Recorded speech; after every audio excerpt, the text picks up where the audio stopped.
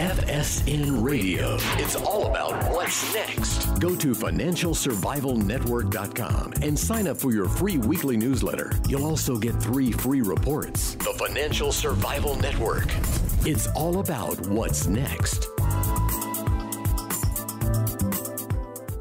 Welcome. You are listening to the Financial Survival Network. It's Kerry Lutz. Today is May 24th, 2017. Well, what's happening with gold, silver, cryptocurrencies are the dish du jour. And here to dish up the intel on what's really happening is Andrew Hoffman. Right. Hey, Kerry. Hey. And again, apologize to people if I still have some cough left in me because I'm getting it over it, but I still am subject to these coughing fits. But basically, you talk about du jour. What's going on in the world right now is not du jour. This is, as you were just talking about, the Fiat finale. Because what's going on in cryptocurrency, some people will call it a bubble. In fact, most people won't call it anything because they're not even aware of what's going on. We're seeing, we've seen the equivalent of a 3-year internet move, like the last 3 years of the internet. Yeah. Happen in 2 or 3 months in this space, partly because the pace of innovation and excitement and information spreading is so much faster than it was 15 years ago, but partly because, as I've been saying for some time, I wrote yesterday, decentralization is the future of money and monetary value, as refers to gold and silver, which have been decentralized, meaning not issued by governments, monetary value for thousands of years. And in the case of currency, I wrote way back when, if you read this article I wrote yesterday, I wrote back in 2014, is gold money? Who cares? And in it, I said, I don't know what the future is going to be, but it's not going to be governments. It's not going to be gold currencies. It's not going to be fiat currencies because governments destroy everything that they touch, no matter what kind of currency it is. And I think, as far as I'm concerned, the root of 99% of the evils the world has seen in its history, aside from religious crusades, has been fiat money. And I think until now, where there was no real alternatives, there was no alternatives to circumventing the system. It's kind of ruled the world and put it in basically its worst possible condition. The currencies are crashing, the debt is exploding. We have social crisis, social unrest, political crises everywhere. But now that cryptocurrency has emerged, the people have a way of opting out. And that's why you're seeing such an explosion in this sector so quickly, because people realize that the fiat finale is at hand. And again, when it comes to precious metals, the whole point that I've made forever is that, yes, they meet the definition of money in most every way, but it's not practical from a utilitarian standpoint. You're not going to walk around giving people gold or transporting it around. You use it. Yes, the Chinese and the Russians are going to be settling transactions in gold, like major transactions. But for the most part, from a utilitarian standpoint, we need a decentralized form of money that's more practical. And so what you're going to see right now is you're going to see an explosion in circumventing of government systems in money. And it's going to be in both the asset investment world and in the monetary world, the actual monetary world. So I think, when I wrote Precious Metals and Bitcoin, Twin Destroyers of the Fiat Regime a year ago, that was when Bitcoin was in the 400s. I couldn't have imagined how fast this change would occur. It's the most exciting thing in the history, in our lifetimes, aside from the internet itself, probably at least as valuable and world changing as the internet itself. And from a precious metals standpoint, it's the best ally precious metals have had against this cartel in the hundreds of years that governments have been suppressing them. Oh, yeah. Hey, and by the way, I just bought the URL Fiat Finale, fiatfinale.com. So you'll be seeing more of it in the future for sure. I remember I did an interview with somebody, a person you're not that fond of, but that's neither here nor there, when Bitcoin hit its bottom at 187. And he said that it's bottomed out. And he was going all in at that point. And here we are now. It's at 2,400 per Bitcoin. It's gone up 12-fold or almost 13-fold from there. And this is like in, I think, maybe a year and a half. Yeah, a year ago right now, Bitcoin was in the 400s, and most of the altcoins had not even been invented yet.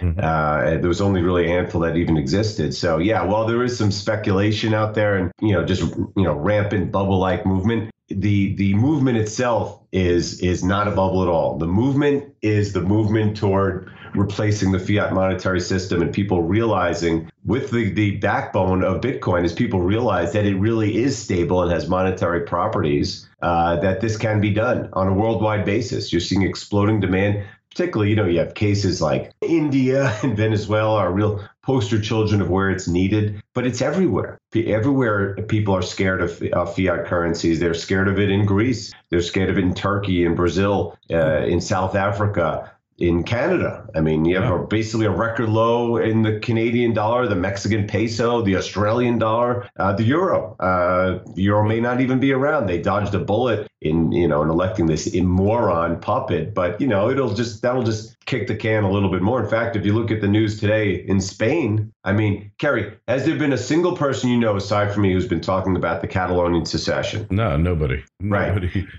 Well, in the news today, in fact, Spain has had 2 elections in like the last year because they're in such political disarray. There was, the big opposition party, the socialists, they had this election yesterday or 2 days ago, and it was a big shakeup. So now it looks like they're going to have a third prime minister election coming up. But more importantly, the Catalonian thing is coming to a head because I had said earlier this year that they are planning by around September to vote for secession. Remember, Catalonia is 25% of Spain. It's 25% of their tax base. And this is an economic basket case, which will literally collapse. It would be like if Texas and a bunch of other states left the United States. And they basically have said, look, if you don't let us have this referendum in September or October as we're planned, we're just going to secede right now. We have the votes in our parliament. We're going to do it. So, while the PPT, the European PPT, is trying to hold markets up, and they're so happy that they rigged the French election. There's too many fingers. There's too many holes in the dike. I mean, we got the Italian elections have to come up at some point soon, and and Greece now they can get their bailout or not get their bailout. That's just Europe. But it's basically around the world. People are fearful of what their governments and central banks are doing right now. There's literally an historically high level of QE. That's what I was writing about today in my article. It's a must read. It's called Historic Market Manipulation, Setting the World Up for Catastrophe. We're talking about $250 billion a month of overt, meaning official policy QE going on right now. And that's without the Fed being in the game. And that's not including the equity PPT, like we're seeing from the Swiss and the Japanese. In fact, it's arguable that the Swiss have been the biggest buyers of the U.S. market. I know. I mean, their biggest holdings are the 5 or 10 companies that are holding up the NASDAQ. And so, again, and the Fed, of course, is doing their stuff covertly right now because they don't feel the need to do it overtly until they lose a little control and markets start to fall. And, right now they believe that by holding up the market with the dead ringer algorithm every day with their partners and, the Chinese national team, and I forgot what they call it in Japan right now. They have their own name for it. And, who knows what they call it everywhere else. The thing is, these, 0.1 percenters are increasingly destroying the world, destroying the 99% with these market manipulations that are just destroying currencies and creating more wealth disparity and debt at a time where the global economy is at its worst with nowhere to go but down. And finally, the people are finding slowly but surely that they have a way of fighting back. And believe me, while in this country it's just a bunch of speculators that have, figured out how to buy Bitcoin and altcoins, around the world, people are buying these things out of necessity. They're buying on localbitcoins.com. They're finding ways of investing in these things to save themselves. And more they're realizing, oh my God, we can do this outside of the government and profit from it and protect ourselves. And that's why, this upcoming war, I mean, if you think the war, like I've been saying all along about how, why Bitcoin's such an ally of gold is because once they realize what a threat cryptocurrency is, they're going to not stop worrying about gold. It's going to get to the point where the financial markets aren't even going to care so much about what gold's doing anymore because they're going to be so busy watching Bitcoin. In their mind, in these central bankers' mind, and you could see it by the manic, psychotic suppressions, the all-time high short position they took in silver this year, and the craziness. Look at a day like yesterday, what they're doing, the desperation to fight the 5.5-year downtrend line and the 200-week moving average. But in their archaic minds, they still think that gold is what the world is looking at as a barometer of their monetary policies, when it's getting to the point where gold is simply starting to become what it always has been, just a preserver of value. The big threat is going to be cryptocurrency, because when people realize that they can go around the governments, and remember, the biggest part of going around governments, aside from efficiency, is going to be a lack of taxes. The government's not going to be able to collect taxes when everyone's going around them. I mean, we're talking about the destruction of a system, not just a monetary system. A draconian government system is going to be destroyed by cryptocurrency. And as a result, that's where they're going to focus their Don Quixote-like attacks. And I mean Don Quixote-like because it's all decentralized. I mean, yes, there are plenty of alt currencies that have CEOs and corporations, which are easy targets, but not Bitcoin. There's no Bitcoin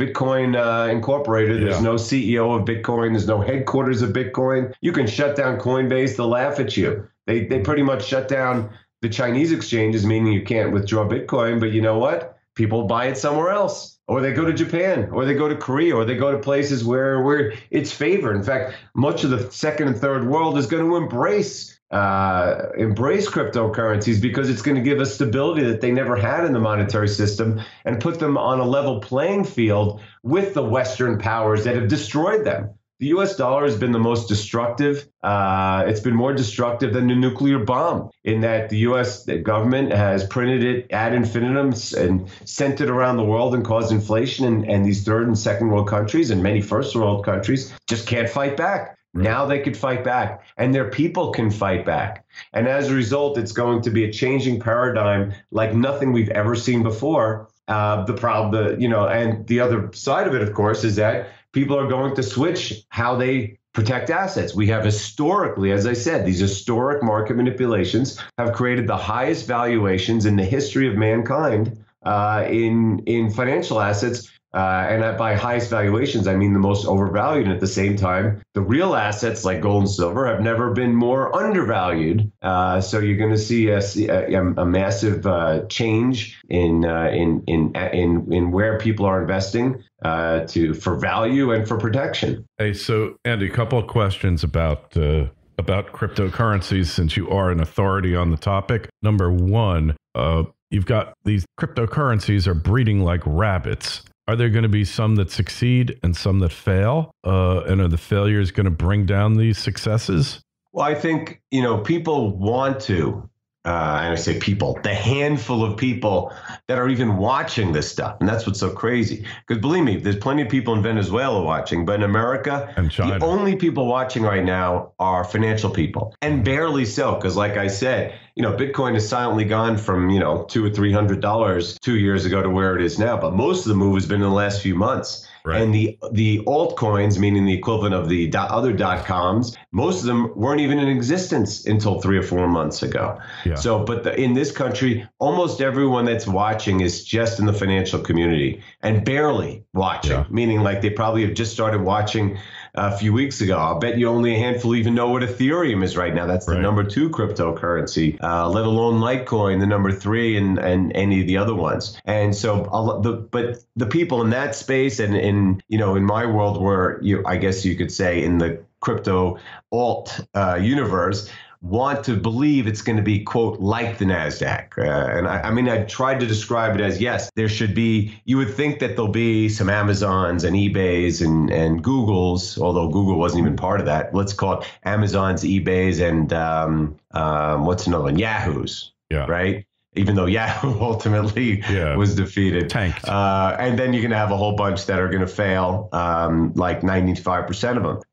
But I don't know if that's necessarily true this time around. I mean, clearly there are scams out there. There's so many pump and dumps. There are so many centralized ones, right? Mm-hmm. Which have an attack vector. It's easy to go after. Also, you have to realize that there are pre-mined coins where owners, founders and owners mine all the coins and then kind of decide, I'm going to hand them out at this pace over time, as opposed to Bitcoin, where they are continually mined into existence. And so I would say the ones that are pre-mined are the ones that are most likely to be scams or the ones that are most likely to fail. But the thing is, there's so much innovation going on. And now that you've had this big move, you're going to see a flood of money that's going to, of venture capital from around the world, they head into the space like nothing ever in history. And I'm going to repeat that. The flood of money into venture capital from cryptocurrency will be like nothing ever seen in mankind. It will blow away even the internet because everyone realizes how much is at stake here and how much is going to change. So there may be tons of winners. There won't be mergers, because you can't acquire a decentralized thing. Most of the stuff have open source software. So if something is good, you can just try to adapt it into your own. So it's not like the internet in that way. But the fact is, there are going to be, if you just look at it from an investment standpoint, some unbelievable winners. There are going to be some Google-like winners. There are going to be many that flame out. There are going to be many that are just pump and dumps. And, as for me, look, I learned long ago, I've been in this investment business for a long time. I spent 15 years. I'm in my 15th year in precious metals now. I started all in mining stocks, and I ended up only in physical gold and silver. And the same goes with how I view the world of cryptocurrency. Bitcoin is the rock. Everything else is speculative as far as I'm concerned. And, the reason I hold it is to preserve my value, but just in the same way that I hold gold and silver to preserve my value. And I'm not going to sell any of my gold and silver because they are my savings. And I'm not going to sell my Bitcoin because they are also my savings. And the fact is that together, they are fighting the same war that's rooted from the same thing. Curry, do you know when Bitcoin came into existence? Wait, I do know this because it's like 3-4 years ago, I believe. No, 2009. That's right at the heart of the financial crisis. Mm-hmm. It's not a coincidence that's the time that it hit the planet. That's the time where people realized this fiat Ponzi scheme is broken. We have a better way. And that better way is swarming upon the earth right now. And it's going to be like nothing we've ever seen before, and nothing I've seen in my 15 years in precious metals has made me more encouraged about my precious metal position, because this is something that the governments are not going to be able to defeat. And like I said, they are going to be like Don Quixote flailing at windmills trying. And believe me, they will be trying. Hey, so what if they make it illegal to possess these alt currencies? Is that going to matter? Who's they? The United States government? All the governments of the world. All the world governments together? Yeah, all the world governments. Well, most of the world governments think it's great. That's what I was just saying. Most of the world governments have been preyed upon by the central banks of the United States and now Europe, Japan, and China for so long, and they've just been destroyed by them so much that the average fiat currency has lost half or more of its purchasing power since the 2008 crisis alone. So they're desperate for stability. They don't care what the United States government, the whole point of the United States government is losing its hegemony. I mean, that's what we learned last week at this meeting in Beijing. Everyone's kind of laughing at us. And look at our political situation right now. I mean, we're becoming a banana republic politically, just like we are monetarily. Mm-hmm. The United States can say, yes, you can use it. But like I said, in China, back in January, when Bitcoin first went over $1,000, they came in and they said you can no longer. First, they said you can no longer withdraw Bitcoin from Chinese Bitcoin exchanges. Mm. And to this day, you can't. They thought that would work. But guess what? The Chinese just went somewhere else and bought it. It's a big global world. The governments all hate each other, and the governments have wildly different aims and goals, most of them in complete divergence with the United States. The United States, sure, you can bet people that the United States is going to put Coinbase out of business. They're just going to one day say, you can't buy on Coinbase anymore. And so people go, oh my God, that's so terrible. And then you realize, yeah, but you can go to localbitcoins.com. It's a local network where that's what the Chinese are doing. You just buy it from other people on the internet. anonymously, or you go to exchanges where you're allowed to trade it around the world. And the same thing goes kind of with gold.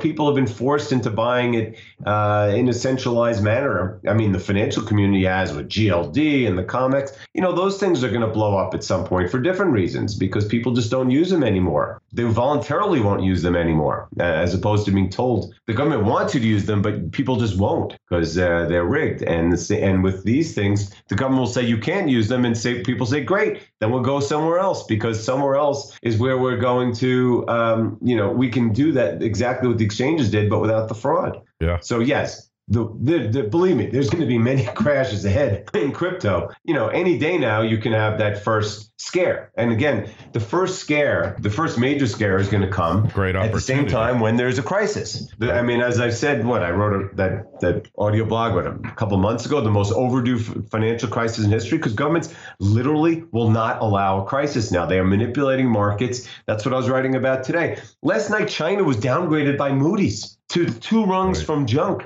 Their interbank lending rates are exploding higher. Their delinquencies, all this stuff. And you had a dead ringer algorithm on the Shanghai exchange, so they had to close up 2 points. I mean, it's in Spain, the stock market was barely down yesterday. In London, the stock market was barely down with the biggest terrorist attack in 15 years there yesterday. Yeah. They really think that they can just prevent crisis by manipulating markets. But I assure you, with what's all that's going on in the world, that crisis is coming. And once that crisis is coming, as I said in last year, I said 2017 will be characterized by monetary revolution. These are the words I used: money printing, monetary revolution, and draconian government actions. And so when you see a crisis in this environment of exploding debt, let alone with all that's going on, Trump administration, the craziness, and the currencies around the world all serially collapsing, all this stuff. When you see a crisis, you ain't seen nothing when it comes to draconian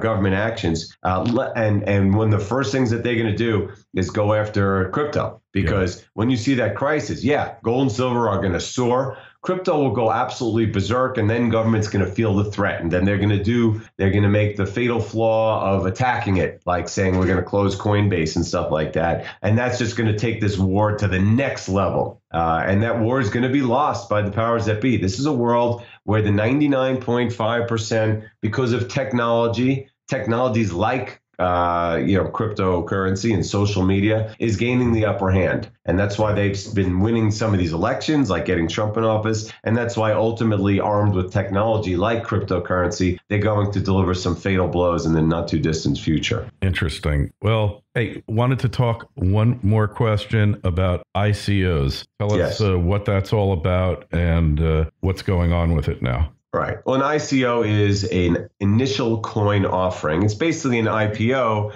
except that they're completely not government regulated. And probably that's another way the governments will attack the ones that Bitcoin didn't have an ICO. It's anonymous. It just kind of was an open source software that just came into being. So the government can't say, well, you violated SEC registration by selling something. No, nothing was sold. It just came into being. But these ICOs, a lot of them are centralized organization, like the organization of Ethereum. Yeah. And so they can say, well, you can't, the government could come in and say, well, what do you mean you're selling stuff without securities clearance? And that's one way that they'll go after them. But there are tons and tons of them. And right now it's legal to do it. So you're seeing ICOs like crazy. I mean, there's thousands of cryptocurrencies now. And right now, the ICO market is acting like, the NASDAQ tech bubble did. They're just coming out. They're selling out immediately. They're soaring. Most of them, by the way, you can't even buy for cash. The ICOs get sold for cash, but then the only way you can trade them is on exchanges like Poloniex, where you just are trading crypto for crypto. So you may have an ICO and you say, well, I want to, quote, sell it. So you can only sell it for another crypto like Bitcoin or another one. Mm-hmm. There are very few out there aside from, Ethereum, Litecoin, some of the biggest ones where you actually can trade it for cash as opposed to other cryptocurrencies. So, there's, like I said, this and the faster this spreads, the more this web, this decentralized web of outside of the government, the bigger it gets. So the point is, when the government finally does come in and say, oh, we're going to regulate it, it's going to be like, yeah, but there's already like zillions of dollars worth of this stuff trading anonymously outside of your reach. Are you going to stop new ones? How are you going to stop all the ones that are out there already? Are you going to shut down the Poloniex? Well, a lot of those Poloniex are not U.S. based. A lot of them are in countries that you wouldn't even know about or couldn't care less about. So again, this is what I mean by, this has some similarities to the tech bubble, but because of this decentralized technology and the internet, a lot of it is unregulatable. And so I look forward to the government attempts to try to fight it, because what they're going to do is they're going to discredit themselves further, and they're going to make it more and more likely that people are going to fight the system harder, knowing that they can win. And one of the real attack vectors that they will have is going to be gold and silver, because there's enough evidence out there after all these years that people realize the vulnerabilities of the system. They haven't attacked them yet, especially because we haven't had, as I said, a crisis hasn't been allowed in so long, but they're going to realize, wait, we know that there's no gold on the COMEX, there's no gold on the LBMA. We know about all the leverage. We know about all the admissions. We know about why they're doing and what they're doing. And we know that we can get short squeezes in gold and silver at some point based on lack of physical availability out there. And you know what? The government isn't going to be able to fight us as hard because A, they don't have as much gold and silver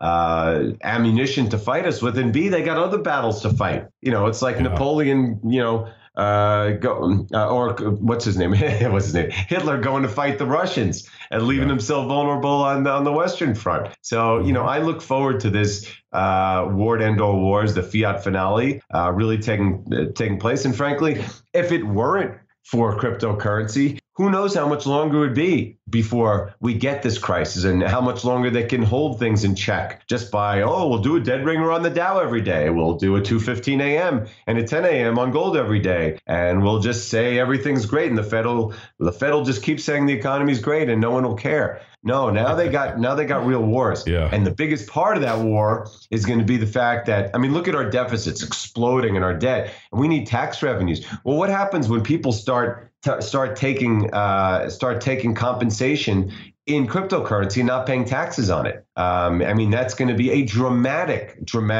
reduction in government finances. That's going to make them even weaker. So again, this is truly the beginning of the end of the fiat currency regime. And people who are in the precious metal space who have denigrated Bitcoin, mostly I think because they're jealous, they're angry. Yeah. They were like, and I don't blame them. We waited so long, and then and you're like, oh my God, they're the ones that get to have the parabolic move we've been waiting for. Well, rest assured, people, we're going to get our parabolic move too. But trust me, without what's going on in cryptocurrencies, the odds of that of that parabolic move happening soon are much lower. So have it be your friend. I'm not telling you to speculate it. Do whatever you want. I'm just telling you that this is what's going on now in cryptocurrency is the most important financial event in centuries. Centuries.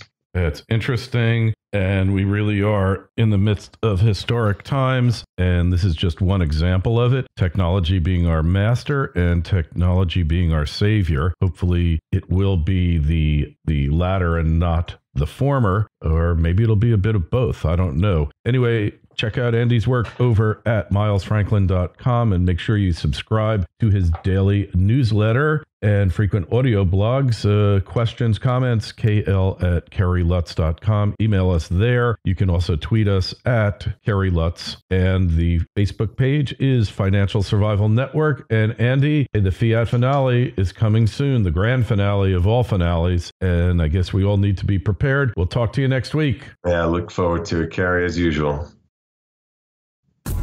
FSN Radio. It's all about what's next. Go to financialsurvivalnetwork.com and sign up for your free weekly newsletter. You'll also get 3 free reports. The Financial Survival Network. It's all about what's next.